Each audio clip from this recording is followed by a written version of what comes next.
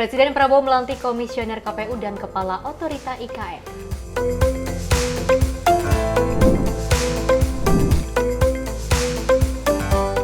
Belusukan di Koja, Ridwan Kamil janjikan program dokter keliling.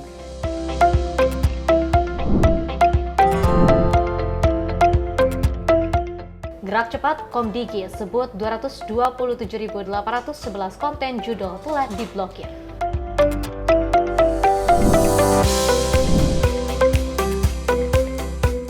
Penjualan tiket kereta periode Natal dan Tahun Baru 2025 telah dibuka.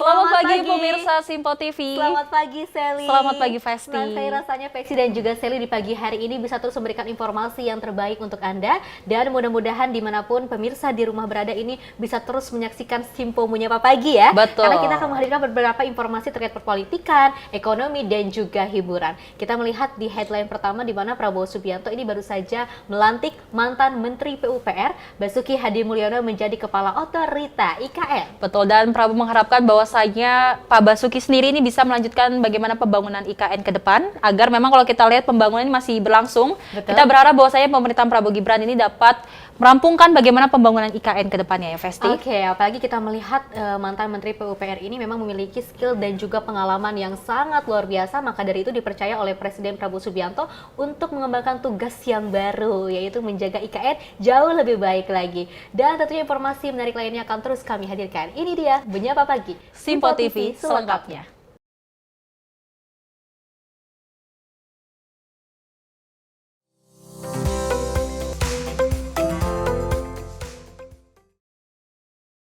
Ya, pemirsa, sesuai dengan janji kita berdua tadi ya, kita akan menghadirkan informasi menarik di mana ini ada Presiden Prabowo Subianto yang baru saja melantik Komisioner KPU hingga Kepala OIKN di Istana Negara, Jakarta Pusat. Dan Kepala Negara melantik dan mengambil sumpah pengangkatan anggota KPU, Wakil Ketua dan anggota DEN, juga keanggotaan Kompolnas hingga Kepala Otorita IKN. Pelantikan diawali dengan menyanyikan lagu Kebangsaan Indonesia Raya di Istana Negara Jakarta pada 5 November 2024. Presiden Prabowo melantik sejumlah anggota KPU, Wakil Ketua dan anggota Dewan Ekonomi Nasional, keanggotaan Kompolnas masa jabatan 2024-2028 hingga Kepala OIKN.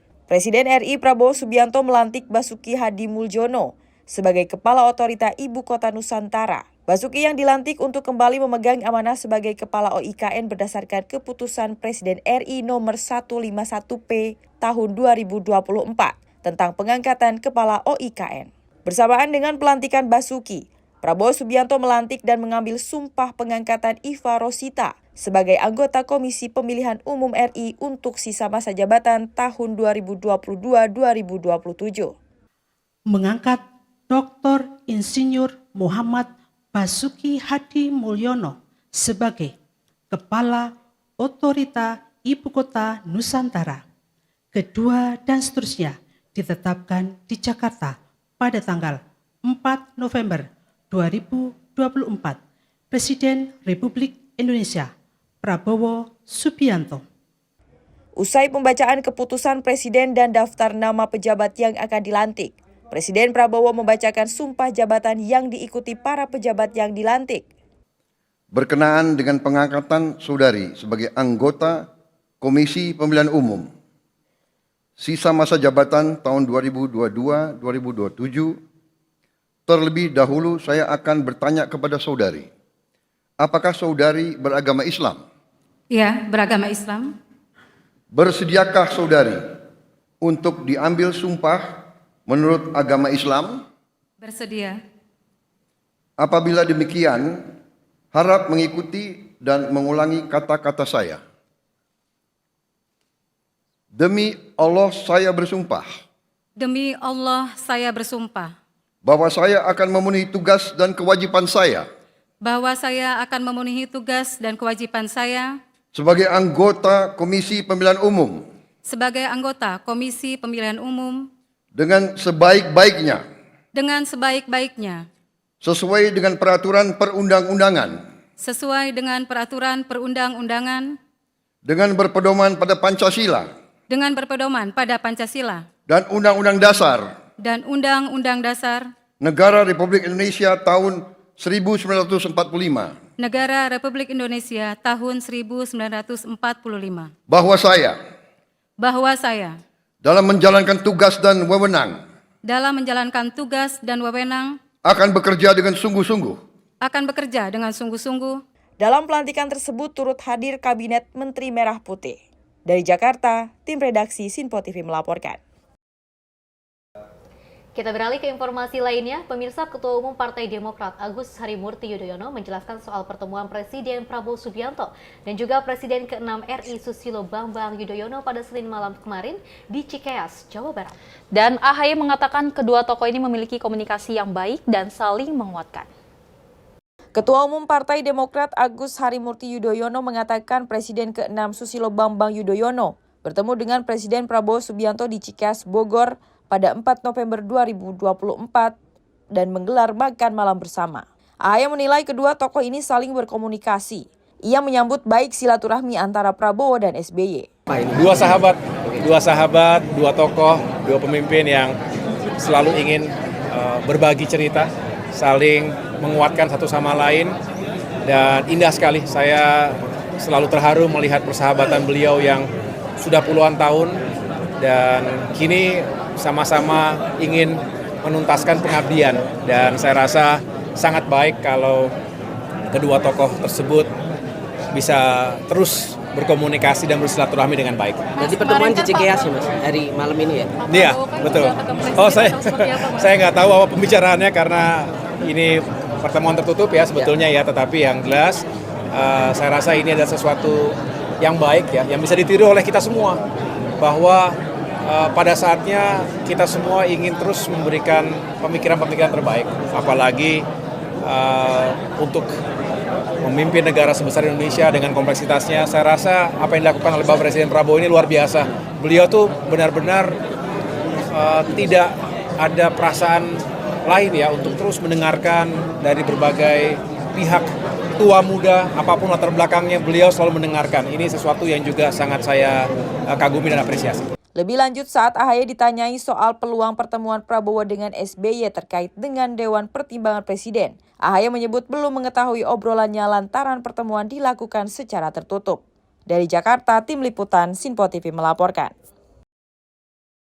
Selain itu, Ketua Harian Partai Gerindra Dasko membeberkan pembahasan dalam pertemuan antara Presiden Prabowo Subianto dengan Presiden ke-6 Susilo Bambang Yudhoyono di Cikeas pada Senin malam kemarin. Dan dalam pertemuan tersebut, keduanya turut membicarakan perihal pembentukan lembaga investasi. Partai Gerindra menyebut pertemuan antara Presiden Prabowo Subianto dengan Presiden ke-6 Susilo Bambang Yudhoyono dalam rangka bertukar pikiran dan turut membicarakan perihal pembentukan lembaga investasi. Ketua Harian DPP Gerindra Dasko mengatakan sosok SBY yang memiliki pengalaman dalam memimpin Indonesia selama 2 periode membuat Presiden Prabowo berkeinginan untuk bertukar pikiran. Meski demikian, Dasko tak tahu pasti pendalaman mengenai rencana pembentukan lembaga investasi tersebut. Menurutnya hal itu merupakan urusan dari pemerintah. Pak Prabowo melakukan pertemuan dengan Pak SBY itu antara lain membicarakan tentang pembentukan lembaga investasi yang akan dibentuk.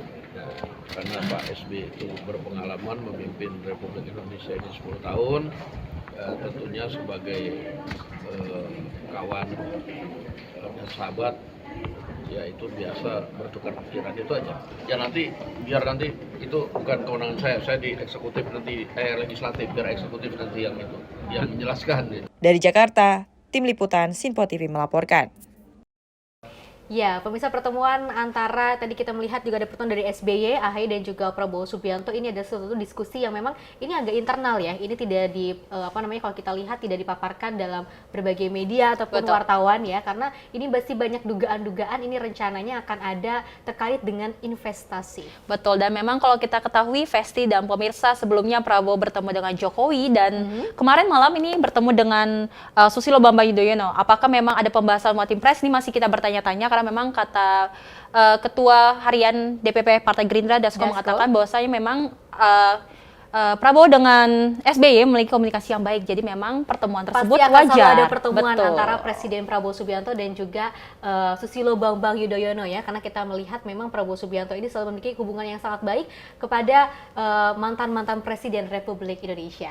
Kita beralih ke informasi lainnya di mana DPR RI ini menggelar sidang paripurna ke-6 masa persidangan 1 tahun sidang 2024 hingga 2025 di Kompleks Parlemen Senayan Jakarta pada Selasa pagi kemarin. Dan sidang paripurna ini dipimpin langsung oleh Wakil Ketua DPR Dasko dengan membahas persetujuan permohonan naturalisasi Kevin Dix untuk bisa memperkuat Timnas Indonesia. DPR menyetujui permohonan naturalisasi Kevin Dix untuk memperkuat Timnas Indonesia bersama dengan 2 calon pemain Timnas Putri, Noah Lea Tomo dan Estela Loepati. Persetujuan tersebut dilakukan melalui rapat paripurna DPR di Kompleks Parlemen Senayan Jakarta pada Selasa pagi. Adapun rapat paripurna dipimpin langsung oleh Wakil Ketua DPR Dasko dengan didampingi Wakil Ketua lainnya Cucun Ahmad Syamsur Rizal, Saan Mustafa, dan Adis Kadir. Persetujuan terhadap permohonan pertimbangan pemberian kewarganegaraan Republik Indonesia dilanjutkan dengan pengambilan keputusan. Sesuai dengan hasil rapat konsultasi pengganti rapat BAMUS antara pimpinan DPR RI dan pimpinan fraksi-fraksi pada tanggal 4 November 2024 menugaskan Komisi 10 dan Komisi 13 untuk melakukan pembahasan dan selanjutnya akan diputuskan dalam rapat paripurna. Berdasarkan hasil pembahasan tersebut, Komisi 10 dan Komisi 13 DPR RI memutuskan menyetujui pemberian kewarganegaraan Republik Indonesia kepada nama-nama yang sudah tertera di atas.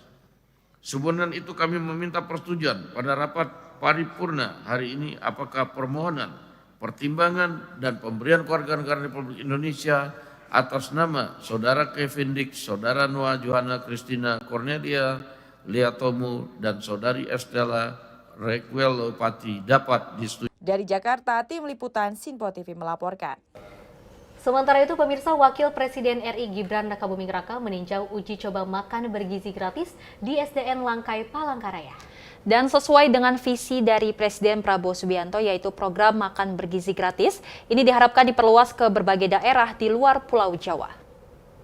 Berdasarkan video yang diunggah di akun sosial media Instagram @GibranRakabuming, Wakil Presiden Republik Indonesia Gibran Rakabuming Raka melakukan peninjauan uji coba makanan bergizi gratis di SDN 1 Langkai Palangkaraya pada Senin 4 November 2024. Kunjungan ini disambut antusias oleh seluruh murid. Pada kesempatan itu, Gibran melihat langsung dan mengawal implementasi program makan bergizi gratis yang merupakan salah satu program unggulan Presiden Prabowo Subianto.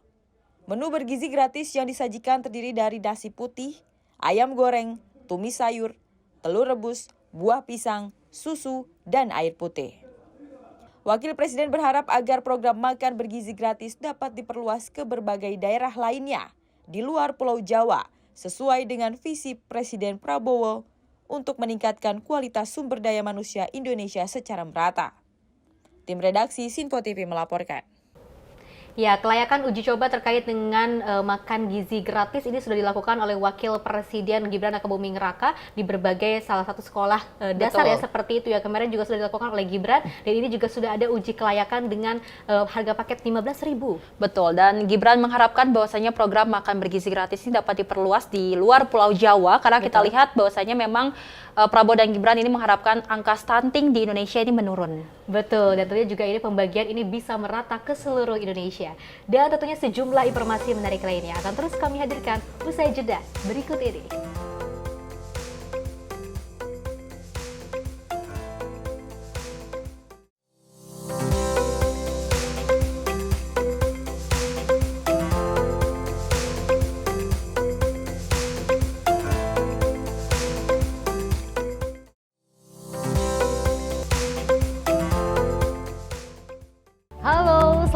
pemirsa, senang sekali rasanya kami mengisi ruang informasi Anda. Akhiri aktivitas Anda dengan rangkuman perkembangan peristiwa yang terjadi sepanjang hari.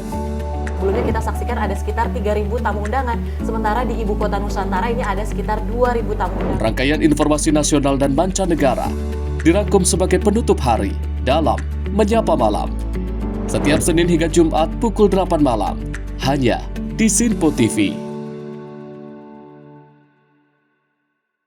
Halo, selamat pagi pemirsa Sinpo TV. Selamat pagi Andi. Selamat pagi, Fen. Beragam informasi terbaru hadir menemani Anda sebelum memulai hari. Itu memang dari Menteri Perhubungan juga mendukung, Betul. dari Menteri Keuangan juga mendukung, dan kita sebagai masyarakat pun juga Harus mendukung. Mengangkat isu yang tengah menjadi pembicaraan paling hangat. Semarakan pagi Anda bersama Menyapa Pagi. Setiap Senin hingga Jumat pukul 6 pagi, hanya di Sinpo TV.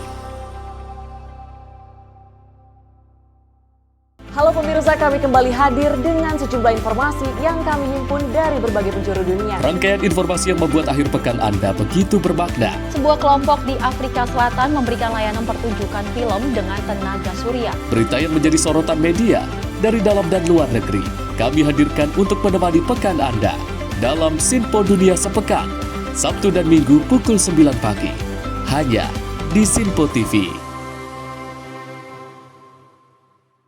Kami hadir dengan rangkaian informasi dari berbagai penjuru dunia. Topik dan isu yang tengah menjadi sorotan mancanegara dikemas dengan lengkap untuk Anda.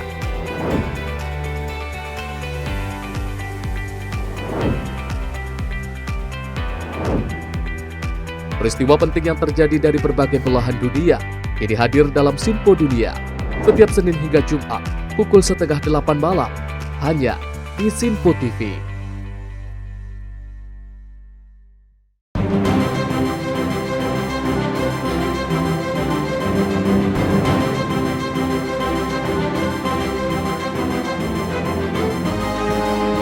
Sinpo TV, News, Sport, Entertainment.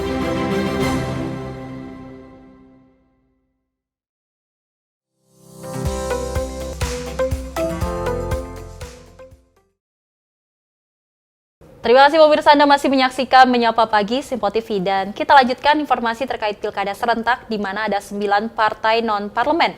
Ini mendukung calon gubernur dan wakil gubernur Jawa Barat yaitu Deddy Mulyadi dan Erwan Setiawan yang menggelar konsolidasi akbar koalisi Jabar Menang di salah satu hotel Kota Bandung, Jawa Barat. Dan tentunya konsolidasi ini untuk memperkuat jaringan silaturahmi dan juga membangun strategi yang tepat dalam memenangkan pasangan nomor urut 4 di Pilgub Jabar mendatang menjelang 3 pekan pencoblosan. Bertempat di salah satu hotel di Kota Bandung, 9 partai non-parlemen pendukung pasangan calon gubernur dan wakil gubernur Jawa Barat Deddy Mulyadi Erwan Setiawan menggelar konsolidasi akbar Jabar Menang. Partai yang tergabung dalam koalisi ini meliputi Hanura, Gelora Garuda, Partai Kebangkitan Nusantara, Partai Buruh, Partai Prima, Perindo, PBB, dan Partai Umat. Mereka berkomitmen untuk memenangkan calon gubernur Jawa Barat nomor urut 4 di Pilgub Jabar mendatang. Konsolidasi partai non-parlemen ini untuk memperkuat jaringan silaturahmi dan membangun strategi yang tepat untuk memenangkan pemilihan gubernur Jawa Barat pada 27 November mendatang. Koalisi Jabar Menang itu kan terdiri dari 9 partai non-parlemen. Ya. Itu kalau kita kumpulkan basis suaranya itu sekitar 1,3 juta. Nah, saya berharap ini mendapatkan dukungan penuh dari Kang Deddy dengan tim ses Gawe Lancage bahwa kita siap untuk mengamankan basis-basis suara kita. Ini apel konsolidasi pimpinan partai 9 koalisi. Ya. Insya Allah kita optimis melihat dari perkembangan di lapangan sih tidak ada masalah. Semua sudah kompak untuk mengamankan suara. Untuk target sendiri berapa persen Pak kemenangan Pak Hermawan ini?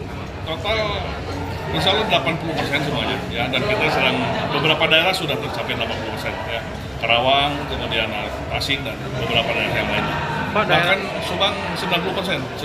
Untuk membangun, memperkokoh jaringan silaturahmi, membangun arah yang semakin tepat bagi kemenangan di 27 November 2020. Ada target sih menyumbang berapa suara dari partai? Kita kan nggak bisa mengukur orang untuk menyumbang berapa. Yang penting semua orang harus bekerja keras, membina keluarganya, lingkungan, tingkat RT-nya, RW-nya. Itu saja fokus di situ. Karena seluruh kekuatan politik itu kan ada di TPS. Maka setiap orang harus menyumbang arah, membina di TPS-nya masing-masing. Nah, 11 nanti kan debat pertama. Buat kayak main tinju. Ya baca buku aja yang banyak. Selain dari partai pengusung Gerindra, Golkar, dan Demokrat, partai non-parlemen ini diharapkan dapat menambah perolehan suara Dedi Erwan dengan meraup 80% atau 1,3 juta suara di Pilgub Jabar. Dari Bandung, Jawa Barat, kontributor Simpo TV melaporkan. Pemirsa, calon gubernur Jakarta nomor urut 1 Ridwan Kamil berjanji akan menghadirkan dokter keliling jika memenangi Pilkada Jakarta 2024. Dan benar sekali Festi dan pemirsa, di mana janji ini diungkapkan Ridwan Kamil saat kampanye di Koja, Jakarta Utara, usai mendengar curhatan warga Koja. Calon Gubernur Jakarta nomor urut 1 Ridwan Kamil kembali melakukan belusukan di RW 06 Koja, Jakarta Utara. Dalam belusukannya, RK menerima curhatan para warga setempat. Ridwan Kamil disambut dengan alunan musik ondel-ondel.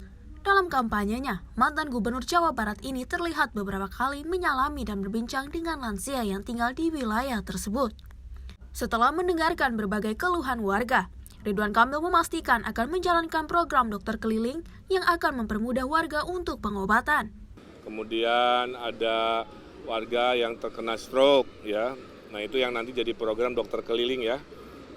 Untuk dia bisa datang, memberikan pengobatan, dan lain sebagainya. Selain mendengarkan curhatan warga, Ridwan juga menyediakan paket sembako murah yang bisa didapatkan warga setempat.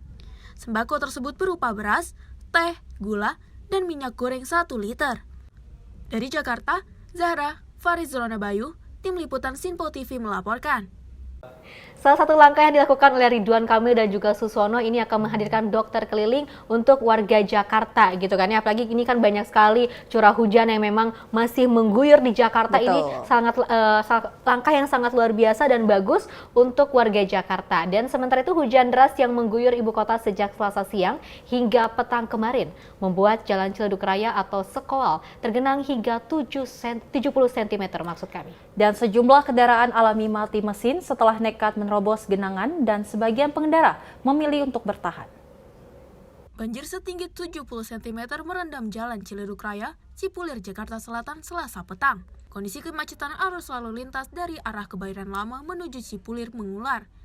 Sejumlah pengendara yang nekat menerobos dalamnya air mengalami mogok.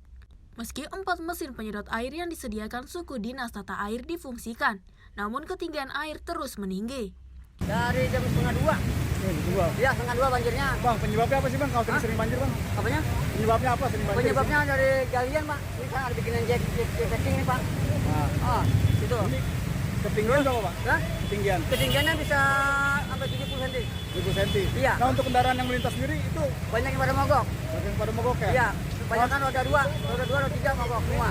Nah untuk sementara arus lalu lintas sendiri gimana bang? Ini banyak yang masain jalan. Terus saya arahkan arah ke kanan. Jadi banyak yang pada mati kan, banyak yang pada maksa, pada jalan terus tapi pada mati. Sementara itu, sejumlah pengendara memilih menunggu air surut. Warga berharap kepada gubernur terpilih nanti dapat menyelesaikan permasalahan Jakarta seperti banjir. Kondisi banjir seperti ini, lanjut atau putar arah? Kalau ada jalan lain putar arah mendingan. Itu dalam banget soalnya bang.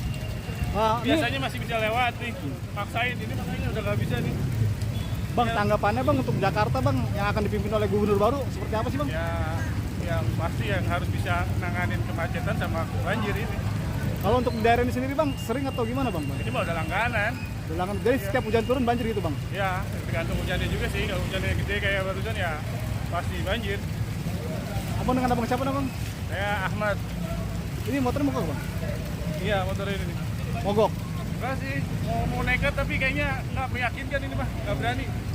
Biasanya nekat, ini makanya dalam banget nih mas.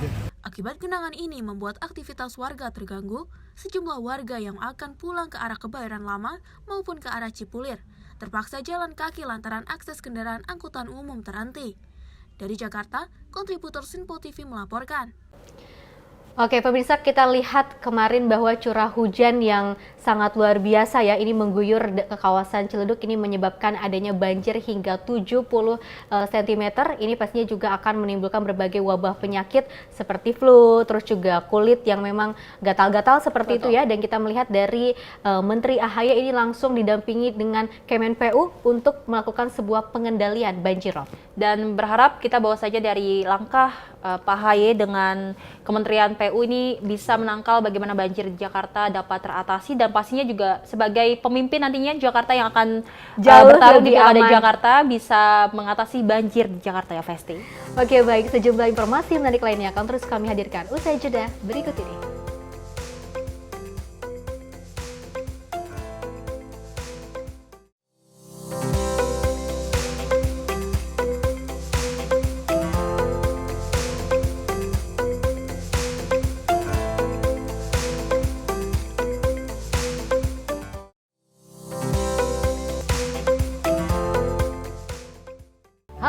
Selamat malam pemirsa, senang sekali rasanya kami mengisi ruang informasi Anda. Akhiri aktivitas Anda dengan rangkuman perkembangan peristiwa yang terjadi sepanjang hari.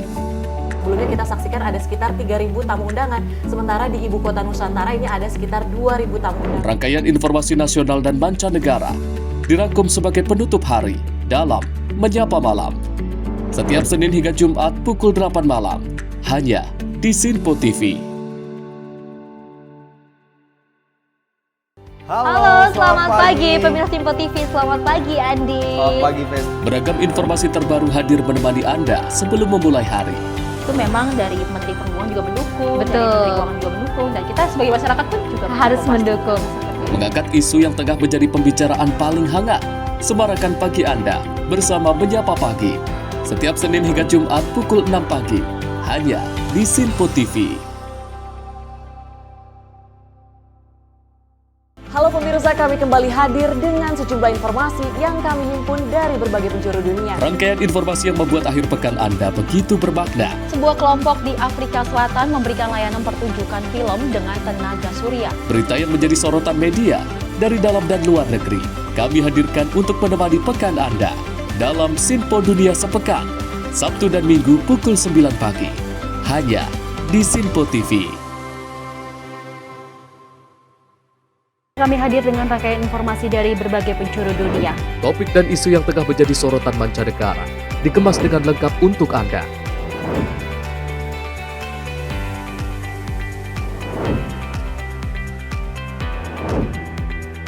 Peristiwa penting yang terjadi dari berbagai belahan dunia ini hadir dalam Sinpo Dunia setiap Senin hingga Jumat pukul 7:30 malam, hanya di Sinpo TV.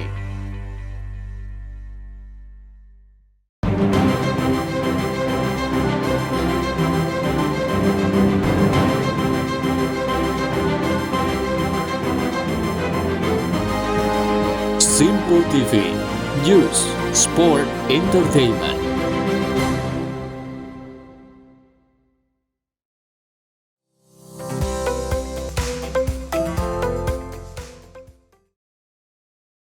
Anda masih menyaksikan Menyapa Pagi Sinpo TV. Pemirsa, kita lanjutkan informasinya di mana Polda Metro Jaya ini berhasil mengungkapkan motif pembunuhan mayat tanpa kepala yang ditemukan di Penjaringan, Jakarta Utara. Dan Diskrimum Polda Metro Jaya Kombes Pol Wira Satya menyebut kepada penyidik pelaku mengaku sakit hati karena korban mengejek dirinya dan keluarganya.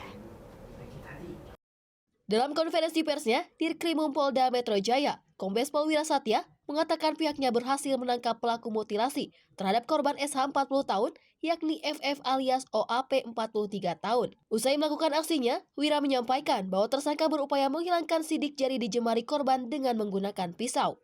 Wira mengungkapkan pelaku membunuh korban dikarenakan sakit hati dengan ucapan korban yang dianggap merendahkan orang tuanya.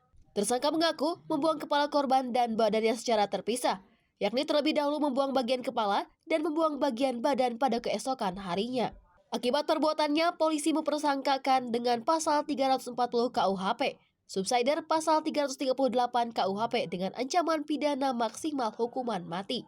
Tersangka dengan sengaja merampas nyawa korban dengan cara mencekik korban dan dilanjutkan dengan memotong leher korban dengan menggunakan sebuah pisau hingga terputus. Kemudian tersangka melakukan hal tersebut dikarenakan ataupun disebabkan karena tersangka emosi. Korban menjawab dengan kalimat, "Ah, kamu juga anak perek."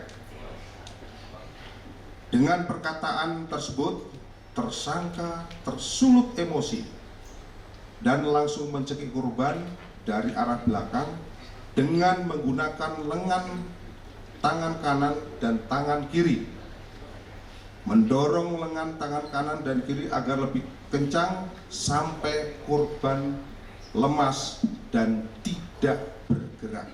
Dari Jakarta, Jihan Nabila, Muti Anggiani, Sinpo TV melaporkan.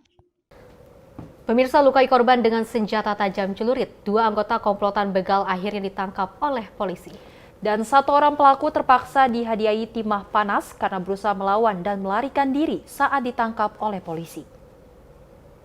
Kedua pelaku inisial SH dan ZHT ditangkap petugas di Jalan Kapten Suharsono, Medan, Sumatera Utara pada Sabtu dini hari. Saat itu, kedua tersangka bersama sejumlah rekannya lain yang kini masih buron berkonvoi di jalan raya dengan membawa senjata tajam sambil menunggu pengendara sepeda motor yang akan menjadi calon korbannya. Di saat bersamaan, tim unit reaksi cepat Polsek Medan, Helvetia, melintas dan mencurigai kedua tersangka bersama komplotannya adalah pelaku kejahatan. Kejar-kejaran pun terjadi di antara petugas dengan kedua tersangka. Dalam pengejaran tersebut, kedua tersangka terjatuh dari sepeda motor yang dikendarainya. Saat akan dilakukan pengembangan, seorang tersangka berusaha kabur hingga akhirnya dihadiahi timah panas oleh petugas. Kapolrestabes Medan, Kombes Gideon Arif Setiawan, mengatakan keduanya sudah berulang kali melakukan aksi kejahatan jalanan. Dari kedua tersangka, petugas berhasil menyita barang bukti senjata tajam, celurit, dan 2 sepeda motor milik pelaku dan korban. Menggunakan kekerasan, yaitu menggunakan senjata tajam berupa celurit dari salah satu kelompok ya, komplotan. Dan dari tersangka, dia sudah melakukan 4 kali dengan modus kekerasan. Pada saat kejadian dilakukan penangkapan, dapat disita 1 unit motor, sepeda motor korban dan 1 unit motor yang digunakan untuk melakukan kejahatan. Kedua pelaku bersama komplotannya terakhir berhasil membegal seorang warga bernama Sahroni. Korban dibegal di Jalan Kapten Suharsono, Medan, Sumatera Utara pada 23 Oktober 2024 lalu dan membawa kabur sepeda motornya. Aksi pembegalan ini pun terekam kamera CCTV milik warga yang tinggal di sekitar lokasi kejadian. Dari Medan, Sumatera Utara, kontributor Sinpo TV melaporkan. Sementara itu, Kementerian Komunikasi dan Digital tegaskan hingga saat ini telah memblokir sebanyak 227.811 konten judi online atau judol, dan angka tersebut setara dengan rata-rata 14.328 konten yang diturunkan per harinya.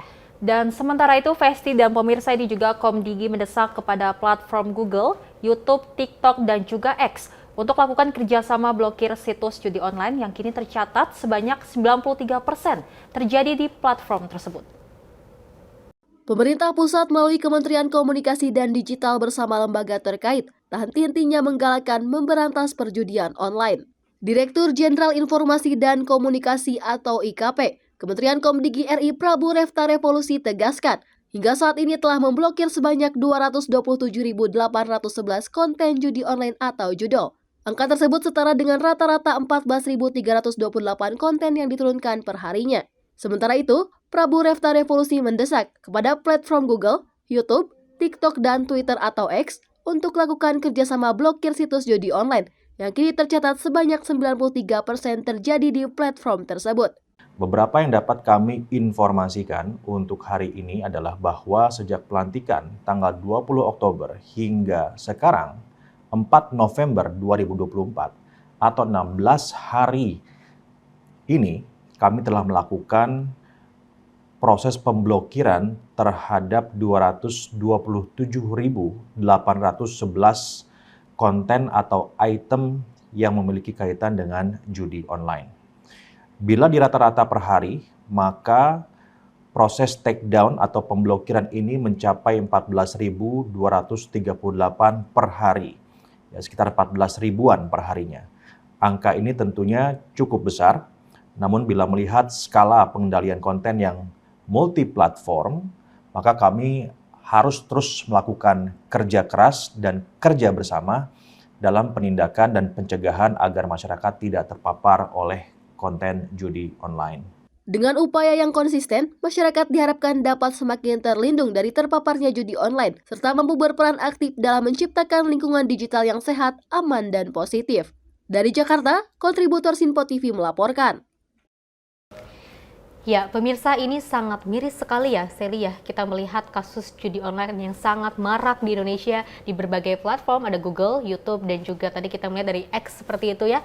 Dan mudah-mudahan dengan adanya kepemimpinan baru dari Komdigi ini, kita melihat ada beberapa dari anggota Komdigi yang sebelumnya memang terjerat kasus judi online.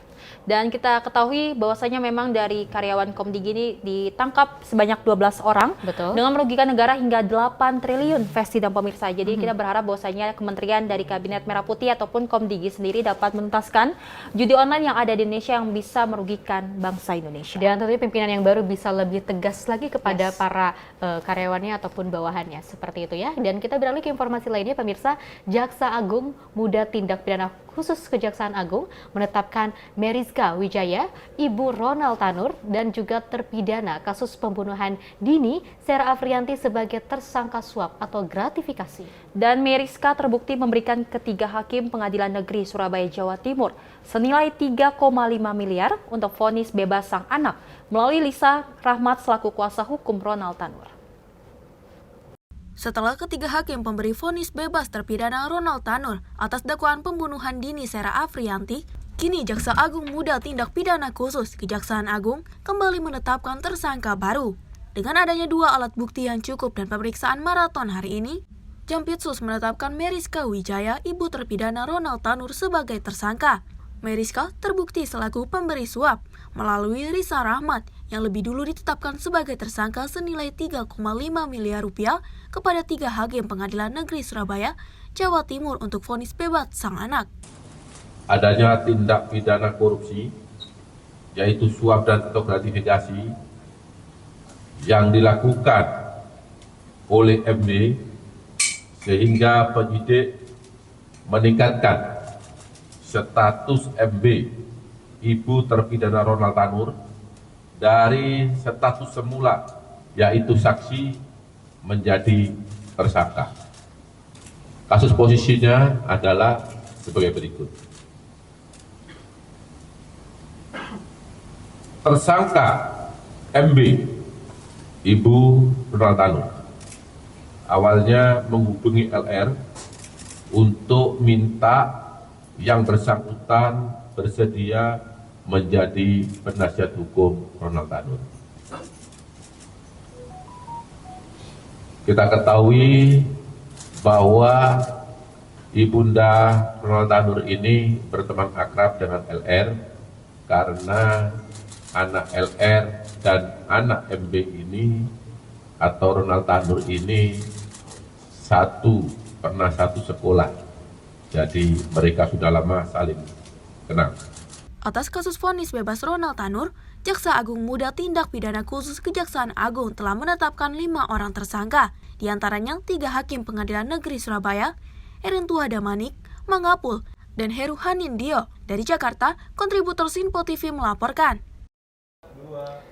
Dan pemirsa, 3 orang hakim Pengadilan Negeri Surabaya tersangka suap dan gratifikasi vonis bebas Ronald Tanur Selasa pagi kemarin dibawa penyidik ke kantor Kejaksaan Agung di Jakarta. Dan ketiganya dibawa ke Jagung untuk mempermudah pemeriksaan terkait perkara Zarof Richard. Tim penyidik Kejagung membawa 3 hakim Pengadilan Negeri Surabaya tersangka suap dan gratifikasi dalam perkara vonis bebas Ronald Tanur ke kantor Kejaksaan Agung di Jakarta Selasa pagi. Ketiga hakim yakni Erintua Damanik, Heru Hanindio, dan Mangapul diberangkatkan terpisah dengan berbeda penerbangan dengan pengawalan ketat aparat keamanan TNI. Menurut Mia Amiati, Kepala Kejaksaan Tinggi Jawa Timur, ketiganya dibawa ke kantor Kejagung di Jakarta untuk memudahkan penyidik dalam melakukan pemeriksaan dalam perkara Zarof Richard dan Lisa Rahmat dalam perkara dugaan suap dan gratifikasi. tim penyidik dari Kejaksaan Agung telah membawa pergi ketiga hakim dengan masing-masing setiap penerbangan berbeda jarak 3 penerbangan. Dikawal sesuai SOP dan juga oleh aparat keamanan dari TNI. Jadi kenapa harus dibawa ke Kejaksaan Agung? Karena ketiga orang tersebut dapat surat panggilan sebagai saksi dalam perkara ZR dan perkara LS. Jadi untuk itu harus dihadirkan di hadapan penyidik Kejaksaan Agung terkait kedudukannya sebagai saksi dalam perkara yang dimana dia dihadirkan sebagai saksi atau perkara ZR dan perkara LR ya. Jadi sekali lagi teman-teman menyampaikan pada semuanya bahwa saat ini tim penyidik sudah kembali ke Kejaksaan Agung dan hanya ketitipan tahanan di rutan cabang rutan kelas 1 di Surabaya di Kejaksaan Tinggi ini ada ibunya Wanatan. Tapi kalau 3 hakim nanti masih tetap kembali ke Surabaya ditahan di sini atau gimana? Kemungkinan besar tidak, nanti menunggu hasil keputusan dari permohonan kami untuk proses sidangnya. Kan proses sidang ini kan seharusnya sesuai dengan lokus dan bagaimana jumlah saksi yang ada, tetapi ketika ada pertimbangan lain seperti misalnya kasus pada saat kami melaksanakan penanganan perkara di kasus Beki seharusnya kan di Jombang, kemudian kami mohon fatwa dari Mahkamah Agung mengalihkan pada di kota Surabaya. Ini nanti kita tunjuk dari pimpinan seperti apa akan kami tindak lanjuti. Karena di Kejaksaan Tinggi Jawa Timur ini sifatnya harus memfasilitasi dan mendukung sepenuhnya apa yang diperlukan oleh tim penyidik dari Kejaksaan Agung. Sebelumnya, 3 hakim ditetapkan sebagai tersangka suap dan gratifikasi dengan vonis bebas perkara Gregorius Ronald Tanur dari tuntutan 12 tahun penjara karena pembunuhan dan penganiayaan. Ketiganya ditetapkan sebagai tersangka dan ditahan sejak 24 Oktober lalu. Dari Surabaya, Jawa Timur, Aruna Wardana, Sinpo TV melaporkan. Dan sementara itu, Edward Tanur, ayah dari terpidana Gregorius Ronald Tanur, pada Selasa pagi kemarin pemirsa mendatangi Kejaksaan Tinggi Jawa Timur dengan didampingi tim kuasa hukumnya. Dan Edward diperiksa terkait suap setelah istrinya resmi ditetapkan sebagai tersangka. Edward Tanur, ayah dari Gregorius Ronald Tanur, terpidana penganiayaan hingga menyebabkan meninggal dunia, Selasa siang mendatangi Kejaksaan Tinggi Jawa Timur dengan didampingi kuasa hukumnya. Kedatangan mantan politisi PKB ini untuk memenuhi panggilan penyidik Kejagung sebagai saksi terkait perkara suap dan gratifikasi putusan bebas Majelis Hakim Pengadilan Negeri Surabaya terhadap putranya Ronald Tanur. Mia Amiati, Kepala Kejaksaan Tinggi Jawa Timur mengatakan, jika pemeriksaan ini untuk mencari benang merah pasca penetapan tersangka istrinya Mei Rizka Wijaya dalam perkara ini Senin kemarin. Namun, proses pemeriksaan terhadap Edward masih berjalan. Tentu teman-teman bertanya bagaimana ayahnya. Nah, perkembangan dari hasil penyidikan tentu ada benang merah antara apa yang didapatkan dari hasil penyidikan terhadap Lisa maupun terhadap ZR ya, bahwa ternyata ada peran serta dari ibunda Ronald Tanur sehingga ibundanya diperiksa tadi malam dan langsung ditetapkan sebagai tersangka karena hasil penyidikan dari teman-teman di Pinsus bahwa yang aktif ikut serta melakukan perbuatan untuk bisa memenuhi ketentuan adanya unsur suap menyuap pasti ada yang memberi dan menerima atau memberikan gratifikasi, ada yang memberi gratifikasi. Ternyata selama ini bahwa yang aktif dalam proses tersebut adalah ada benang merah kaitannya dengan petunjuk dari LRS maupun dari hasil penyidikan tadi malam hanya ibundanya. Jadi sementara bapaknya ini tidak ikut terlibat, dia menyatakan, sudah saya baca dalam dalam pemeriksaannya, serahkan saja pada majelis, serahkan saja pada pengacara. Jadi dia nggak ingin terlibat, nggak karena kesibukannya atau apa, jadi tidak terlibat langsung menyiapkan uang atau gimana, nggak sama sekali. Ada andalanya dari ibunya itu, tapi kami kan bukan penyidik, materi substansi itu kita tidak tahu. Yang jelas ibunya yang berperan, yang berkomunikasi langsung dengan LS. Sebelumnya, Senin kemarin penyidik Kejagung juga menetapkan Mei Rizka Wijaya, ibu dari Gregorius Ronald Tanur, sebagai tersangka suap dan gratifikasi dalam vonis bebas terhadap putranya di Pengadilan Negeri Surabaya. Mei Rizka kini dijebloskan ke sel tahanan Kejaksaan Tinggi Jawa Timur cabang rutan kelas 1 Surabaya. Dari Surabaya, Jawa Timur, Aruna Wardana, Sinpo TV melaporkan. Kita beralih ke informasi lainnya, pemirsa. Realisasikan program 100 hari kerja Presiden terpilih dalam konteks pemberantasan narkotika.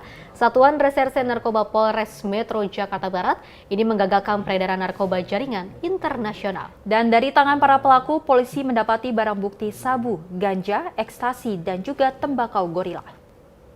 Pihak kepolisian dari Satuan Reserse Narkoba Polres Jakarta Barat melakukan penggerebekan narkoba di salah satu hotel di kawasan Kembangan dan Cengkareng, Jakarta Barat. Dari penggerebekan ini, selain berhasil mengamankan puluhan pelaku, petugas mendapati barang bukti narkoba yang diketahui merupakan jaringan internasional. Barang bukti narkoba jenis sabu 1,8 kg, ganja 13 kg, ekstasi, dan tembakau gorila selanjutnya diamankan petugas. Penggerebekan narkoba yang dilakukan Satuan Reserse Narkoba Polres Jakarta Barat ini dilakukan guna mendukung sekaligus merealisasikan program 100 hari kerja Presiden terpilih dalam konteks pemberantasan narkotika. Berhasil mengungkap beberapa jaringan narkoba dengan barang bukti 1,8 kilo sabu, kemudian ada juga 13.000 ganja atau 13 kilo ganja, dan ada beberapa barang bukti lain seperti inek dan tembakau sinte. Adapun tim saat ini sedang melaksanakan pengembangan dan penyelidikan lebih lanjut, dan kami mohon doa restunya semoga kami bisa dapat mengungkap jaringan narkoba internasional. Kini kasus narkoba tersebut masih dikembangkan oleh penyidik guna menangkap bandar narkoba jaringan internasional yang sampai saat ini masih dalam pengejaran petugas. Dari Jakarta, kontributor Sinpo TV melaporkan. 100 hari kerja dari Presiden terpilih Prabowo Subianto ini sudah dinantikan oleh masyarakat Indonesia dan juga terbukti bahwa memang dari hari kerja Presiden Prabowo Subianto ini sudah bisa menuntaskan beberapa narkoba yang terjadi di Indonesia. Dan pemirsa, informasi lainnya akan kami hadirkan usai jeda, tetap di Menyapa Pagi Sinpo TV.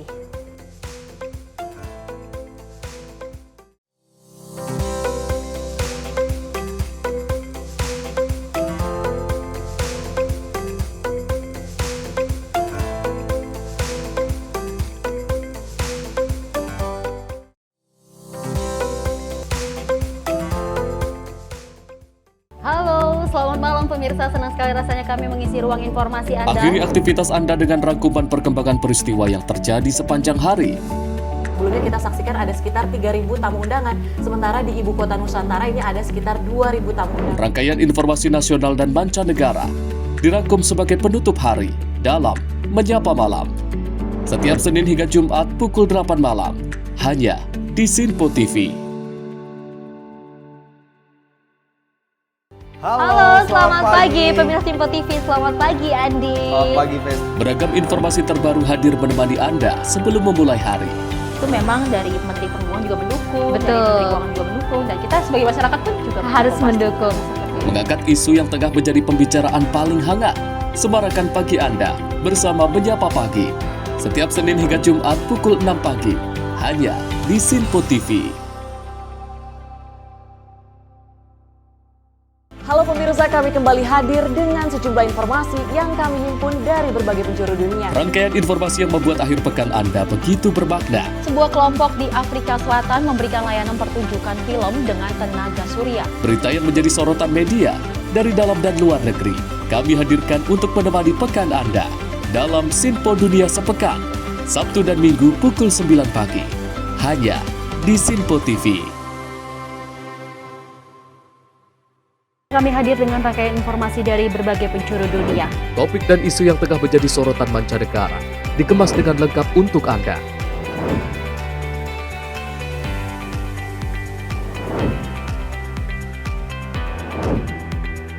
Peristiwa penting yang terjadi dari berbagai belahan dunia kini hadir dalam Sinpo Dunia setiap Senin hingga Jumat pukul 7:30 malam, hanya di Sinpo TV.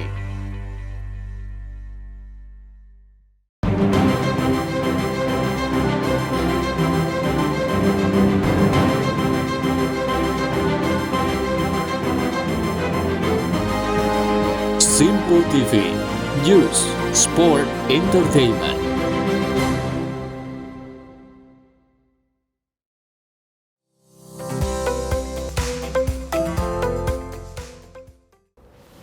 Terima kasih pemirsa, Anda masih menyaksikan Menyapa Pagi Sinpo TV, dan kita lanjutkan informasinya di mana Presiden Prabowo Subianto ini berkunjung ke Desa Wanam, Kabupaten Merauke, Provinsi Papua Selatan pada Minggu 3 November 2024. Dan dalam kunjungan ini, dalam rangka meninjau secara langsung pengembangan program pertanian berkelanjutan.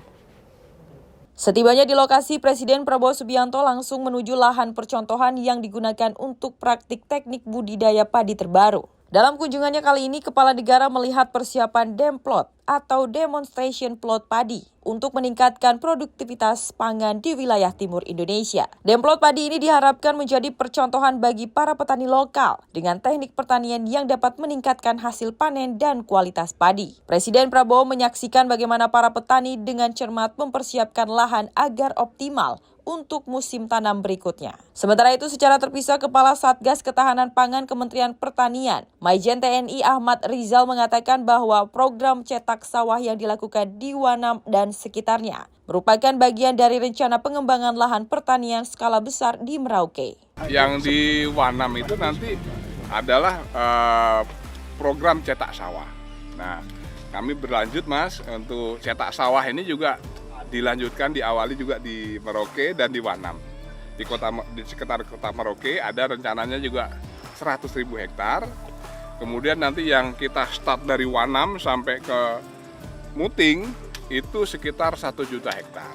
Untuk mendukung program tersebut, pemerintah juga akan membangun sejumlah infrastruktur pendukung berupa dermaga di Wanam dan jalan sepanjang 135 km dari Wanam ke Muting. Tim redaksi Sinpo TV melaporkan. Sementara itu, pemirsa, Menteri Pertanian Andi Amran Sulaiman menyampaikan target pemerintah mengenai swasembada pangan yang akan diselesaikan dalam kurun waktu 4 tahun ke depan. Dan pemirsa, Andi mengatakan bahwasanya pada tahun pertama ini Kementerian Pertanian akan fokus dalam pengoptimalisasian lahan. Menteri Pertanian Andi Amran Sulaiman menjelaskan, fokus produksi pangan nantinya akan tertuju di wilayah Merauke, Papua Selatan, sebagian wilayah Kalimantan, dan Sumatera. Pada tahun pertama, Kementerian Pertanian akan melakukan perbaikan irigasi lahan serta pencetakan sawah. Komitmen swasembada pangan tersebut juga telah disampaikan oleh Presiden Prabowo Subianto sejak resmi menjabat 20 Oktober lalu. Lebih lanjut, Menteri Pertanian Andi Amran menyebut bahwa target swasembada pangan akan diselesaikan paling lama 4 tahun ke depan.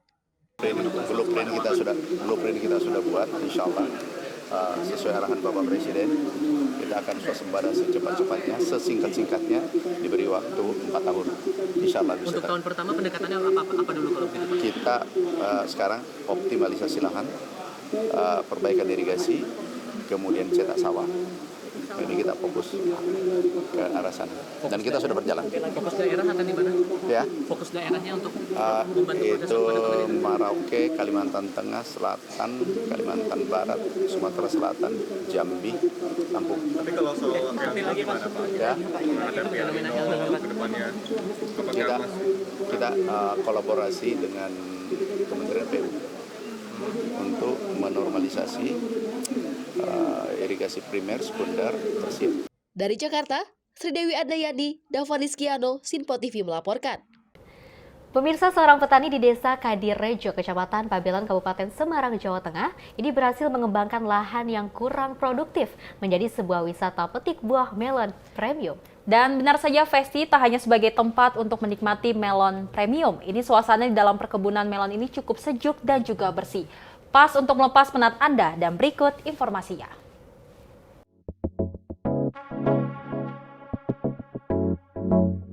Lahan seluas 180 meter yang dikembangkan Samsudin ini berada di samping kandang sapi, serta menggunakan sistem hidroponik di mana memiliki kelebihan pohon melon bertumbuh subur hingga berbuah lebat. Dalam satu kali panen dapat menghasilkan 7 kuintal melon premium dengan omset belasan juta rupiah. Kebun melon Mitra Farm ini berdiri sejak awal tahun 2024, mengusung konsep wisata memetik buah melon langsung dari pohonnya. Biasanya, wisata petik melon ini dibuka saat musim panen melon, dan selalu dikunjungi wisatawan lokal maupun jadi lokasi edukasi bagi siswa sekolah, sekaligus berwisata buah. Suasana di dalam perkebunan melon ini cukup sejuk dan bersih. Biasanya tidak ada penutup alas di dalam perkebunan, namun di kebun milik Samsudin ini dipakaikan penutup alas, sehingga para wisatawan yang berkunjung ke tempat itu harus melepas alas kaki. Ada 3 jenis melon yang dikembangkan di Mitra Farm, terdiri dari Golden Kinanti, Golden Kirani, dan Adinda dari 700 pohon melon yang ditanam. Varietas yang dikembangkan Mitra Farm ini memiliki rasa yang manis dan kualitas premium. Wilayah yang digunakan untuk menanam melon merupakan sawah tada hujan, membuat Samsudin mengembangkan melon ini dengan sistem hidroponik, sehingga tidak tergantung pada musim hujan. Sistem hidroponik menjadi lebih menguntungkan karena dalam 1 tahun bisa panen melon hingga 4 kali. Sementara pengunjung, Luluk Fairuza mengaku penasaran dengan wisata petik melon Mitra Farm dengan cara hidroponik. Setelah dicoba, melon yang ada di Mitra Farm menurutnya lebih enak daripada melon biasa. Ini kan di sini kan ada melon yang hidroponik di wisata. Terus ini udah besar-besar buat wisata petik melon. Terus teman-teman saya sama teman-teman saya kesini buat ini mau petik melon. Katanya melon di sini enak-enak gitu. Beda dari melon-melon yang di pasar gitu. Beda, manis terus teksturnya itu renyah, keras gitu. Banyak. Sekilo sekitar 25.000. Berarti lebih murah ya Mbak ya daripada melon premium Iya, yang di supermarket itu beda. Untuk yang panen sebelumnya, kita sistem panennya sistem wisata petik. Jadi masyarakat itu datang, pilih sendiri, metik sendiri, timbang sendiri, bayar. Itu untuk panennya.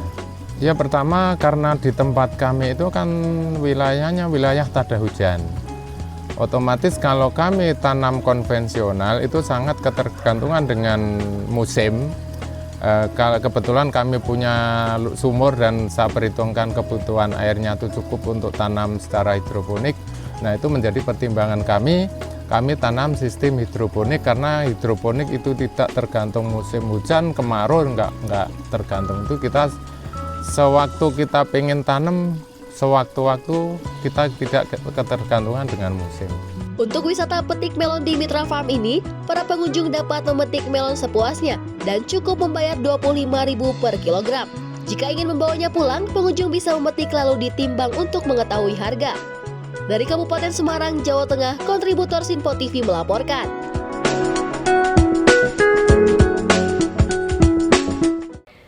Luar biasa ya Sally, biasanya kita petik strawberry, ini kita ada petik melon. Betul. Kalau strawberry kan mungkin lebih mudah ya, ini kita lihat melon memang agak besar seperti itu. Tapi ini salah satu yang sangat luar biasa sekali, perkebunan yang memang diawali dengan sederhana, tapi ini bisa menjadikan sebuah objek wisata dan juga pendidikan yang sangat luar biasa. Betul, dan kita berharap bahwasanya memang lahan perkebunan dapat dimanfaatkan dengan baik, apalagi ini menjelang tahun baru Natal, ada liburan dan pastinya cocok untuk para anak-anak berkunjung ke lahan melon tersebut. Oke, kita beralih ke informasi lainnya. Rencana proyek pembangunan Terminal 4 Bandara Soekarno-Hatta dipastikan gagal dilakukan. Dan Menteri BUMN Erick Thohir menjelaskan pembatalan proyek Terminal 4 Soekarno-Hatta dikarenakan faktor efisiensi agar tidak terjadi pemborosan uang negara. Hal ini disampaikan oleh Menteri BUMN Erick Thohir usai melakukan rapat kerja dengan Komisi 6 pada Senin siang di Gedung Parlemen Senayan, Jakarta. Walau Terminal 4 Soekarno-Hatta dinyatakan batal dikerjakan, namun penambahan kapasitas penumpang tetap diproyeksikan. Menurutnya, eksistensi 3 terminal di Swota yang sudah ada akan dimaksimalkan dan memperbaiki jalur-jalur serta ruangan yang ada. Pembatalan pengerjaan proyek Terminal 4 Soekarno-Hatta dilakukan agar seluruh proyek yang ada di BUMN bisa terukur, sekaligus menghindari kasus korupsi oleh pihak-pihak yang memanfaatkan proyek BUMN. Oh enggak, kan memang kita harus pastikan seluruh proyek itu efisien, tolak ukurnya jelas, bukan pemborosan. Makanya Terminal 4 kita putuskan dibatalkan, ya. Tetapi bukan berarti penambahan kapasitas penumpang kita tidak lakukan. Ternyata dengan biaya hanya 1 triliun, bukan 14 triliun, Terminal 1, 2, 3 ini kita bisa maksimalkan dengan memperbaiki daripada jalur, juga space atau ruang-ruangan yang tadinya mungkin bisa dimaksimalkan, itu kita coba lakukan. Itu sama juga yang di Bali kemarin kan kita coba ada renovasi. Kemarin nih Pak Doni waktu itu masih di Injourney. Alhamdulillah udah jadi sekarang. Itu kapasitasnya itu bisa naik menjadi 32 juta yang tadinya mungkin di 23-25 sudah maksimal. Jadi kita upayakan untuk efisiensi sehingga semua proyek-proyek yang ada di BUMN benar-benar terukur gitu. Jangan BUMN hanya mikirin proyek-proyek tapi akhirnya nanti ada kasus-kasus korupsi. Itu yang kita coba tangani selama 5 tahun terakhir ini. Gitu. Dari Jakarta, Sri Dewi Andayani, Dava Rizkiano, Sinpo TV melaporkan. Kita beralih ke informasi lainnya. Pemirsa, kabar gembira bagi Anda yang ingin berlibur menggunakan moda transportasi kereta api pada momen libur panjang Natal dan Tahun Baru 2025. Terhitung mulai hari Senin kemarin, PT KAI Daob 1 Jakarta ini telah membuka penjualan tiket kereta untuk periode Natal dan Tahun Baru 2025. Dan masyarakat pun bisa memesan tiket kereta untuk keberangkatan H-7 Natal atau tepatnya pada tanggal 19 Desember 2024 hingga 5 Januari 2025. Terhitung mulai hari Senin kemarin, PT Kereta Api Indonesia Daerah Operasional 1 Jakarta telah membuka penjualan tiket kereta untuk periode Natal dan Tahun Baru 2025. Meski masih sekitar 1 bulan lebih, namun masyarakat sudah bisa memesan tiket kereta untuk keberangkatan H-7 Natal atau tepatnya tanggal 19 Desember 2024 hingga 5 Januari 2025. Manajer Humas KAI Daob 1 Jakarta, Iswar Henry Wintoko pada Selasa siang mengingatkan kepada para pelanggan untuk teliti dalam menginput tanggal, memilih rute hingga memasukkan data diri pada saat melakukan pemesanan tiket. Para pelanggan juga diminta untuk merencanakan perjalanan sebaik mungkin, termasuk estimasi waktu perjalanan menuju stasiun agar tak tertinggal kereta. Kami, PT KAI Indonesia Persero Daob 1 Jakarta, telah membuka penjualan tiket kereta api untuk periode Natal 2024 dan Tahun Baru 2025 pada hari Senin 4 November 2024 kemarin. Penjualan tiket telah dibuka untuk jadwal keberangkatan H-7 Natal 2024 atau keberangkatan tanggal 19 Desember 2024. Tiket dapat dibeli melalui aplikasi Akses by KAI, website kai.id, serta seluruh channel resmi pemesanan tiket kereta api lainnya. Kami perlu mengingatkan kepada pelanggan agar teliti dalam menginput tanggal, memilih rute, dan memasukkan data diri pada saat melakukan pemesanan tiket. Rencanakan perjalanan sebaik mungkin, termasuk estimasi waktu perjalanan menuju ke stasiun agar tidak tertinggal. Masyarakat yang akan menggunakan moda transportasi kereta jarak jauh pada momen libur Natal dan Tahun Baru bisa memesan tiket melalui aplikasi Akses by KAI, website kai.id, serta seluruh channel resmi pemesanan tiket KA lainnya. Dari Jakarta, kontributor Sinpo TV melaporkan. Wow, seru ya. Ya, Festi, kalau berbicara soal liburan ini, kira-kira nanti Natal Tahun Baru, Festi mau libur kemana nih? Ya, aku kayaknya kerja deh untuk menghibur pemirsa di rumah Sinpo Walaupun TV kerja, ya. kita masih harus berlibur, Festi. Seperti kita lihat ini, KAI Daob juga mempersiapkan tiket kereta api, yaitu H-7 untuk pembelian ya, agar masyarakat juga bisa menikmati liburan Nataru pastinya. Oke, libur panjang seperti itu ya dari KAUP 1 Jakarta ini sudah menghadirkan tiket yang memang sudah bisa dipersiapkan dari H-7 karena nantinya ini akan banyak sekali yang memesan dari sebelum H-7 bahkan seperti itu kita ya. harus menyambut tahun 2025 dengan ceria, Sangat semangat, gembira, dan pastinya sehat terus. Hari-hari baru ya, Festi. Dan harus selalu semangat pagi seperti kita berdua ya. Dan tentunya pemirsa, informasi tadi sekaligus mengakhiri jumpa kita. Saya Festi Rahmadi. Dan saya Selis Regar. Terima kasih dan sampai jumpa.